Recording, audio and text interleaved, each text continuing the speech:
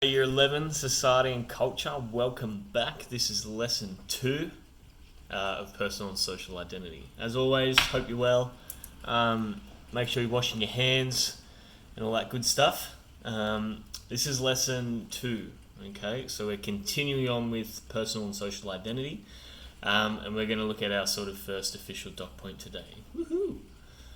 So make sure you got your books, pens, highlighters, concept cards, syllabus, and a positive attitude ready to go.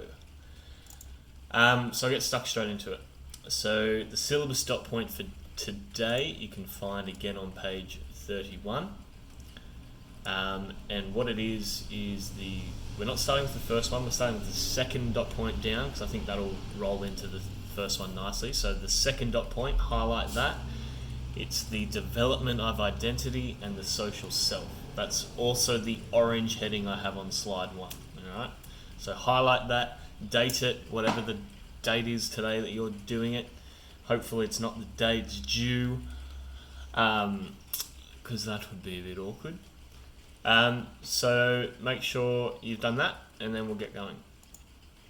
So before we go too deep into the content of the stop point, it's a really good idea that we understand the concept of identity, right? So I want you, with your syllabus still out, go to page 54, which is towards the back, and you will find about halfway down, right in the middle, is a very lengthy definition of identity. This is really sort of important. I know it's big, but identity is huge, and there are so many things that influence it. So please, as I've outlined in slide 2, copying this definition down is essential. So make sure you do that right now. Okay? So what identity is the sense of self. You can view this from a personal, social, and cultural level. So personally is sort of like what I would call your inner self. Right, sounding a bit airy-fairy there, but your inner self. So your personal identity is how you feel sort of in your own skin, how comfortable you are with yourself, both physically, mentally, emotionally, spiritually. It's sort of how you view yourself. That's your personal identity, right? So that's one element to it. Your second element is your social identity, or your social self. So this is the identity that you portray to the rest of the world, both at a micro meso level, but also a macro level now with the idea of social media and technology and things like that. So for example, my social identity to the macro world through this YouTube channel might be very different to the personality I put forward in my micro world. It's just not really. I'm just the same. And the meso, as you can probably see, because I interact with you guys at that level, I'm the same, except I'm not wearing a collared shirt. I'm in my home. I've got my dog there, and you're obviously watching at home, right? So our environment's different, but in terms of who I'm projecting, it's the same. But who I am sort of between my peer groups definitely changes, and you might find this as well. The social identity that you say put forward to your parents might be very different to the one you put forward to your friends, right? I think you know exactly what I mean. And then again, the idea that you project yourself online at a macro level is sort of this big highlight reel usually, okay? That's not really reflective of your true identity. Maybe it is, okay, but probably not. So as we can see, identity is very different across all these different sort of levels. When we're looking at the third component, so the first one's personal, inner self, how you view yourself. Second one is your social self, or your social identity, how you portray yourself to the micro, meso, macro worlds. And then our syllabus has also got at a cultural level. So your cultural identity is also very important. That's looking at a lot of how your beliefs and values shape who you are.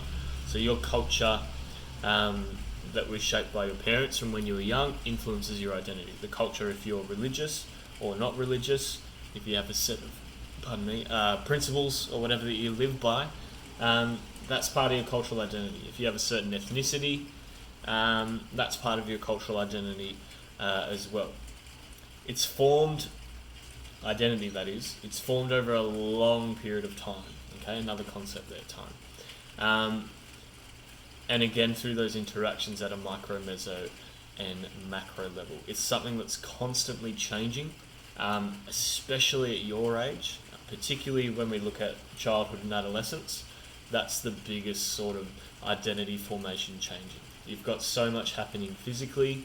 That's with like puberty, you're growing, your sort of face is changing. Like if you're looking at a photo of when you were little to one now, you've obviously changed quite a lot.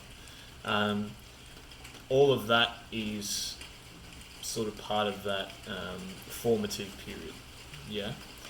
After that, you move sort of in adulthood, where a lot of your ideas around the age of 18 to sort of 25 are still changing quite a lot and quite considerably.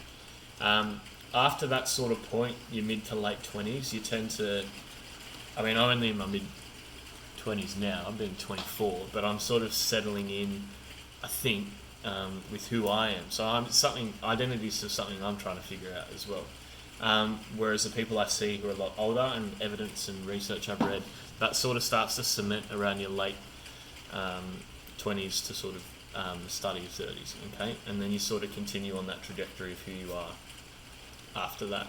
It's not as intense. So like if I was looking at a 35-year-old and a 30-year-old self, there may be some differences in identity, but if I'm looking at a same 5-year span between someone who's 10 and 15, huge difference, right?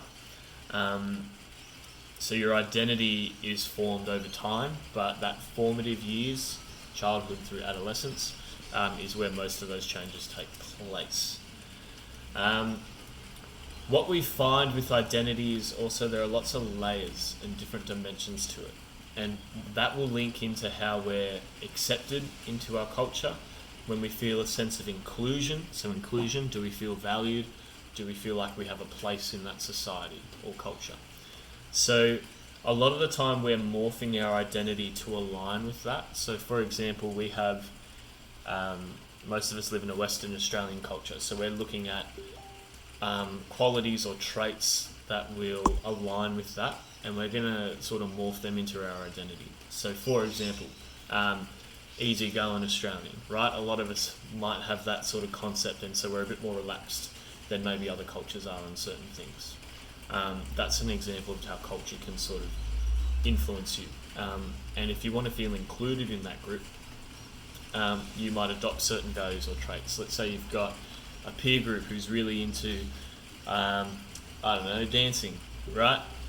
You might take up that activity as a sense to feel inclusion and identify yourself as a dancer so that you can fit in with that social group or that social identity, right? There's heaps of other things that influence your identity. Really notable ones though, and a lot of these are our concepts as well, is gender. Gender has a huge impact on your identity. Okay, from the moment you're born, the socially constructed ideas and values that we're placing on you, whether that's male or female, or something else, a lot of that is really sort of shaping who you are. If, in terms of, say, for me, when I'm being born as a male and identifying as such as well, a lot of my toys growing up, like people like at my young birthdays when I was 2 or 3, they weren't buying me Barbie dolls or dresses or things that are stereotypically, even colours like pink and purple. I wasn't getting much of that influence. I was, told I'm a boy, so I have to have an interest in sport. I have to look a certain way, so my hair's usually shorter. I mean, it was longer when I was little, but the idea here is that most tend to be short hair, because that's what we associate with the image of a boy. If we look at a girl, it's long hair, right? When they're growing up in their formative years, they're playing with Barbies. We've got dresses, their interests, they're more gentle. Boys will be boys and rough as guts sort of things. Whereas, now I'm not trying to box you. If you're a boy and you love having long hair, hats off to you, that's great. I used to have that as well. But it's in terms of what the influence is from a micro, meso and macro level, your identity and your gender socially constructed, and they've got lots of different values and ideas that they place on that. Sexuality, again, is another one, similar to gender, where that can influence your behavior and your mannerisms, especially that social self and how you portray yourself to the world, but it also has a huge impact on your inner identity. So that's important to note too. Family obviously have a huge impact on your identity. They're teaching you from such a young age all their core values, their ideas and sense of self. A lot of that's based off what your parents believe in. Your class that we looked at last lesson, so your social class shapes your identity and how you portray yourself to the world. Again, if you're wealthy or privileged or have a lot of power, you're sort of in that upper social class, whereas if you have less of that, you move down to middle or lower class.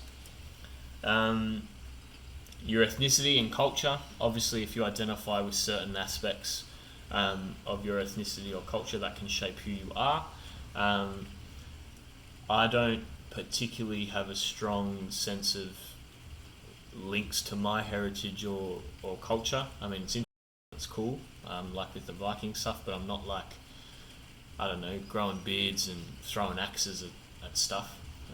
Although that could be cool if I could grow a beard, but I can't, so oh well, things happen, right? Beliefs, again, that closely aligns with things like religion, or may not be religion, but again, those principles shape who you are because they're teaching you mostly beliefs, whether it's religion or non-religion. If you have sort of a set of principles or guidelines, that's sort of teaching you how you want to live your life and rules that you should abide by. And you internalize those rules, and that in turn shapes your identity and who you project to the world, how you feel within yourself. So that's really important as well. So there's sort of the main points that kind of shape your identity, I suppose. That's sort of slide 2 in the definition of identity done.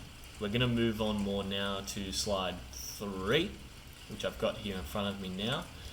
Slide 3, I want you to get that heading and those notes. There are 3 paragraphs there. They're all 2 sentences each, except for the last one, which is 1 sentence. So get those down into your books now. I'll talk you through it. So first paragraph. The social self is a conscious experience in which you become aware of your own personal identity, distinct from other people. It is shaped by your beliefs, attitudes, and values, as well as your life experiences. So who you are and who you come to be in yourself is shaped by a lot of those things that we just talked about when we looked at the definition of identity: gender, sexuality, beliefs, social class, culture. All of those sort of shape this idea to yourself of when you wake up in the morning, you look in the mirror, you go, oh yeah, that's who I am. Don't take me literally, but you have this sort of idea of who you are, and a lot of that's changing. And you might be confused about who you are and what you're doing, and that's fine. I still am too. But all of that is shaped by your beliefs, attitudes, and values, which you learn from those agents of socialization, like we looked there, like gender, family, etc. But as well as your life experience. So you are still your own individual. It's not like I'm saying that everyone's morphing you and shaping you into this person and that's who you are. Although that's definitely true and it's a huge part of it, there's also that element of your own personal inner self and identity that you create and you're in control over. So that's sort of that first paragraph, yeah? The second one, as children, or as adolescents even as well, we imitate adults around us and use pretend and play as kids. You know, when you play,